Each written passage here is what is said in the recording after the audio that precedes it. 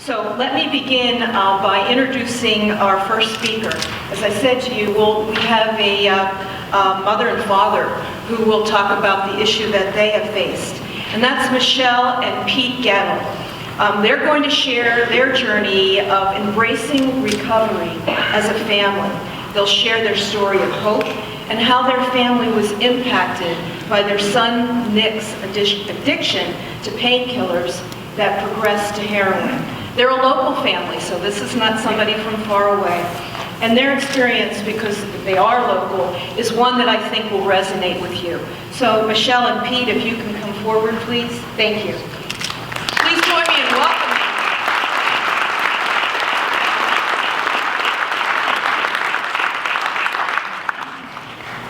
Thank you, Judy.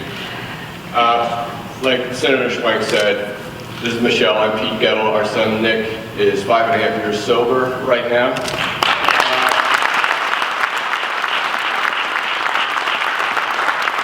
When Nick was in treatment, we had a decision to make. I think it's the same decision every other family who has a loved one who's in the addict has to make, and that is, are we going to publicize this? We decided early on that with the extent of the heroin epidemic going on right now, that we were going to be open about it. We talked about it. We got the buy-in from our kids, from our children, and we decided we were going to be open and give back where we can, not as clinicians, but as parents. And that's why we're here tonight. I hear our introduction, and I think it's some other family that they're talking about. And I'm standing here realizing it's our family. And it's still very humbling to be able to share this story.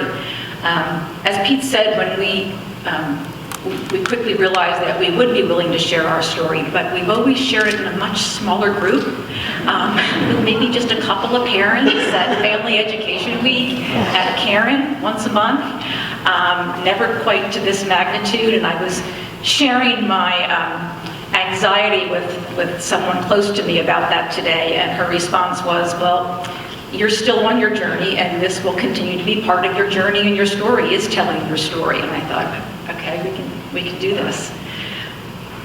To give you a little bit of a background on our family, as Senator Schweik said, we are local. I grew up in this area. Our children went to Wilson School District. We have a good marriage. We thought we always had it really pretty easy.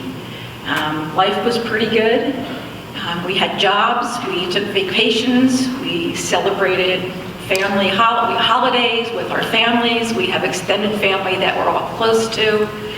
And we raised our kids to know the difference between right and wrong. And our kids had opportunities. They went to summer camps. They participated in sports.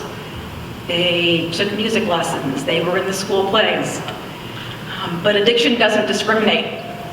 And along with the addiction, along with Nick's addiction, became some lies, deceit, and manipulation, which affected certainly us.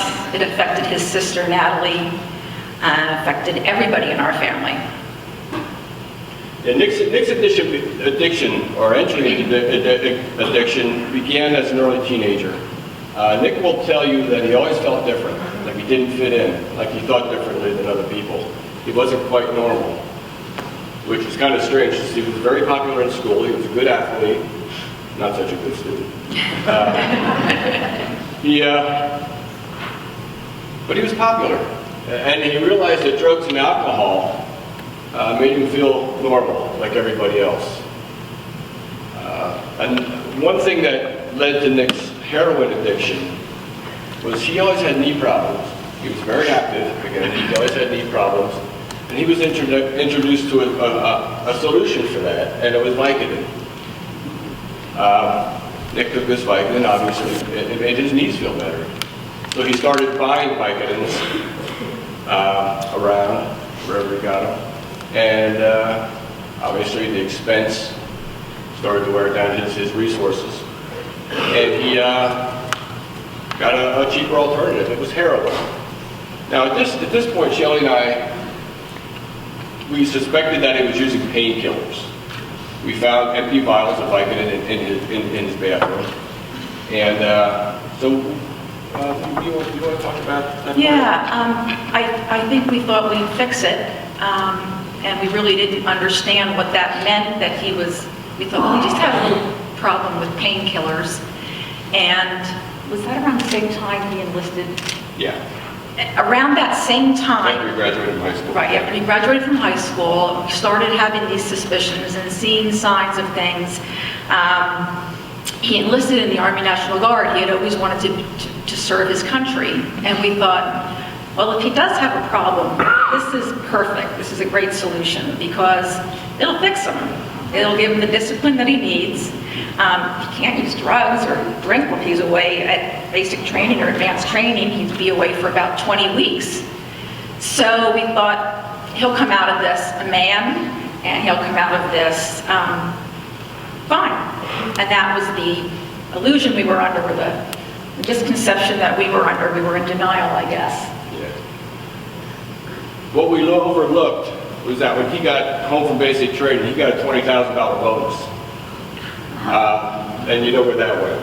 In the course of a few short months, he burned through that.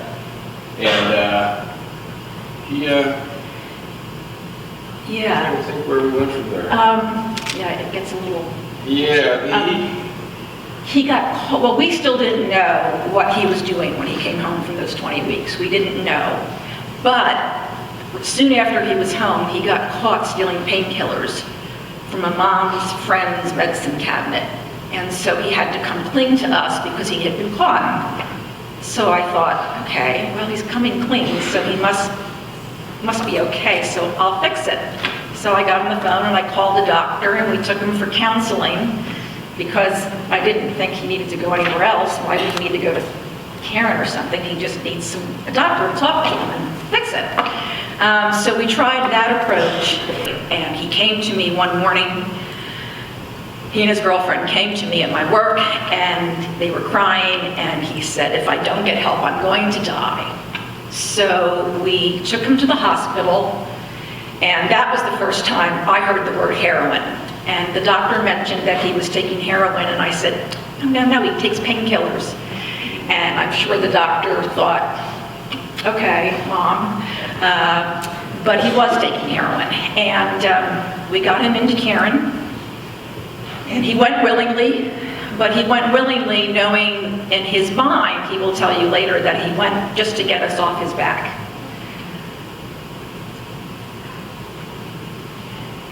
Okay, a little bit of background on my relationship with Nick. First of all, Shelley was the standard codependent. I was your enabler. In fact, anybody that knows anyone who is an addict knows how good of a manipulator they are. Nick was such a good manipulator, he could manipulate me to manipulate Shelley. And they warned us when Nick came in, he was 19 at the time he went into Karen, they warned us that he may want to come home, and since he was over 18, he could do what he wanted. So. And, I remember breathing a sigh of relief when he came to Karen because we thought, okay, we can breathe, we can sleep, we know where he is. And about 2 or 3 days into his stay at Karen, the phone rang, and it was a counselor saying, Nick wants to come home. And I thought, oh God, here we go. He's got to go straight to Pete. He's going to cave. I've got nothing left to fight. I was exhausted, and I thought, I don't know what we'll do. And he said, I'm going to call you back in a few minutes. We'll have him on speakerphone. So he called back, and Nick's first words were, Dad, I have to come home. And first words. And I thought, okay, this is it. And Pete said, you can't come home. And Nick said, but I have anxiety. I've got depression and anxiety, and I know what I need to do now, so I can come home now. I can do this. And Pete said, how's that anxiety going to be if you're living on the street? And he meant it. Yeah, that was my epiphany. I don't know if it was divine intervention or what, but I changed at that moment. I was no longer going to make the feel-good decisions. I was going to use my head to make the smart decisions. I was going to understand the unintended consequences. And the hardest thing about that isn't making the decision, it's carrying through on the decision. And, but I learned that, and I don't know what it was. Something hit me at that moment, and everything was clear. And we've been dealing with Nick, not only just Nick, but my whole life now. Since then, I've been dealing with that way. And a funny thing happened.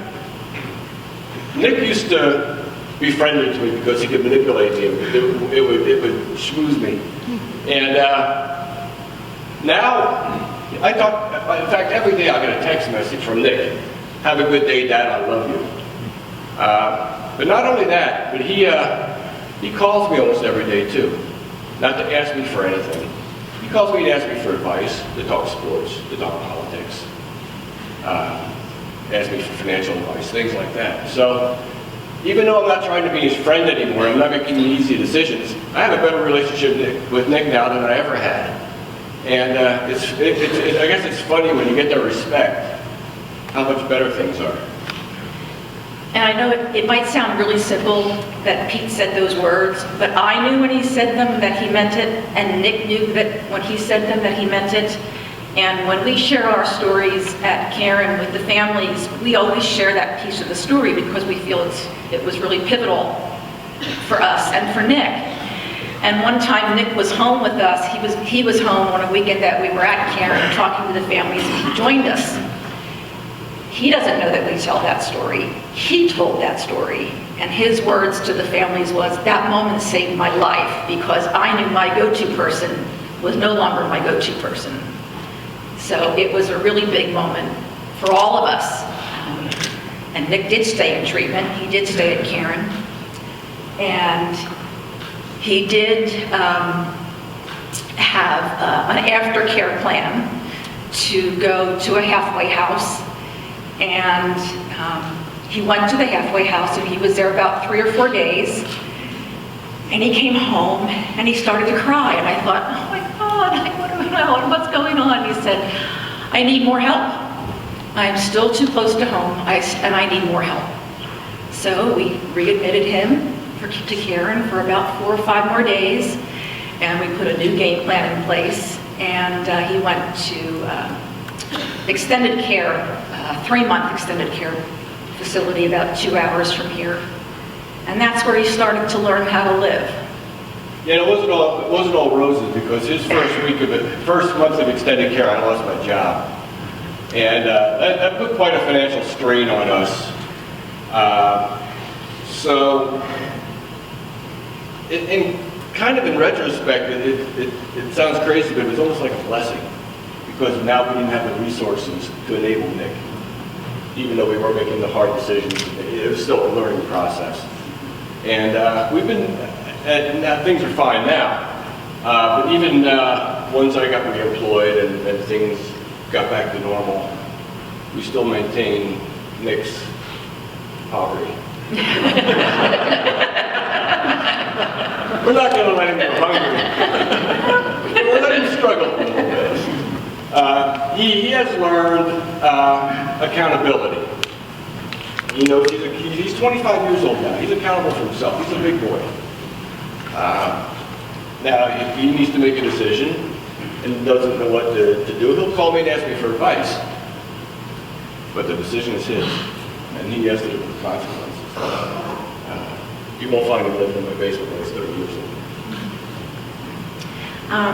And I'm just really happy to say that, I mean, the treatment does work, but Nick works the program. Nick does what he's supposed to do.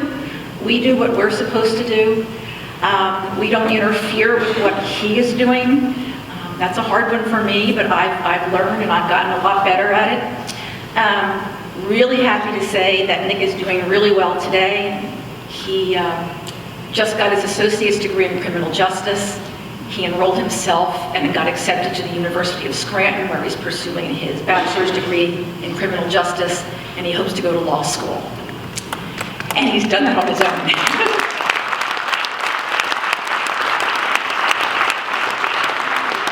Yeah, he did it on his own. He got his own financing and everything.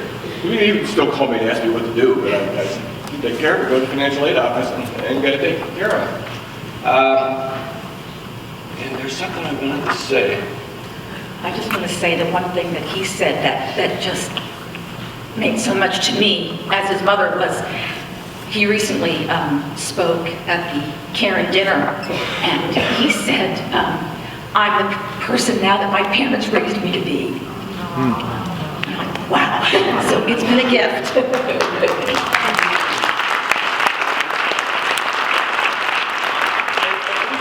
We haven't gotten here on our own. We've attended Al-Anon meetings. The parent support group in Why Missing Once a Month is phenomenal. So we've learned a lot of things. Probably the biggest benefit we get is giving back. People say you must be brave for giving back. No. I'm more scared of speaking in front of 150 people than I am of telling my story. We just feel that, you know, if there's a benefit to it, it's worth it. And Nick sent us a little text today. He's like, hey, you guys just tell the truth. That's all you got to do is tell the story. That's what I found works best. Don't be nervous, just tell your story. So that's pretty much our story. Thank you. Thank you.